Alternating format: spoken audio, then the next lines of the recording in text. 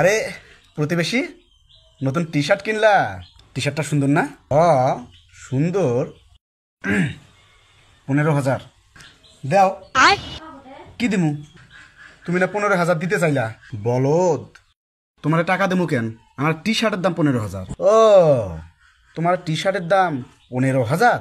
কি রে, তুমি মুখ ভাঙালে কেন? আমার প্যান্টের দাম কত জানো? 22,000। আচ্ছা, তাই নাকি? কোনো সন্দেহ আছে নাকি?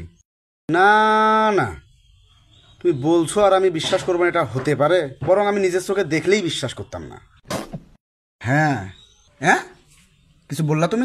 না, আমি কি বলবো, তবে গতকাল পুরানপট্টিতে যে তোমারে দেখলাম ভ্যানের মধ্যে দামাদামি করতেছো, 100 টাকার টি শার্ট 60 টাকা, 80 টাকার প্যান্ট 50 টাকা।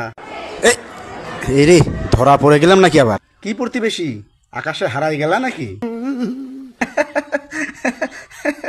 প্রতিবেশী, তুই কারে দেখতে কারে দেখছো? আমি পুরানপট্টিতে ভ্যান থেকে কিনবো কাপড়? না না, এসব বললে তো হবে না, তোমার ভিডিও আছে আমার কাছে। ভিডিও আছে না? আর তুমি যে রাস্তার মোড়ে মুলার জুস বিক্রি করো, সে ভিডিও আছে। এই ভিডিও আছে, এটাও আছে, আরো কিছু ছবিও আছে, দেখাই না?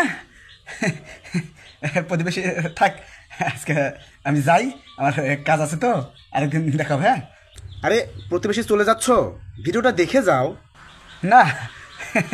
দেখাতে হবে না, তুমি কারে দেখতে কারে দেখছো, আজকে কাজ আছে আমার, আজকে হ্যাঁ যাই, থাকে। শালা বাট পার, বিক্রি করে মুলার জুস, কট খেলে হাওয়া ফুস।